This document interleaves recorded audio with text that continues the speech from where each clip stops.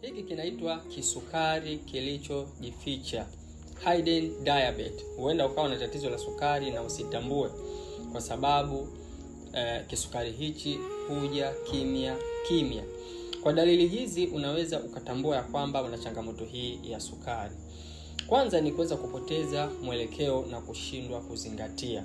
Jambo la pili, kuweza kupata maumivu ya kichwa ya mara kwa mara. Jambo la tatu, kuweza kukosa usingizi. Jambo la nne, kuweza kupumua kwa haraka bila ya kujua sababu ya msingi. Na jambo la mwisho, kushindwa kupona hata kwa majeraha madogo madogo, vidonda kuweza kushindwa kupona. Kama unaona dalili hizi, tambua kwamba una kisukari ila kimejificha. Hivyo ni vizuri kuweza kupata vipimo ili uweze kulinda afya yako na kuweza kutatua changamoto hii kwa haraka kabla hali haijawa kubwa zaidi.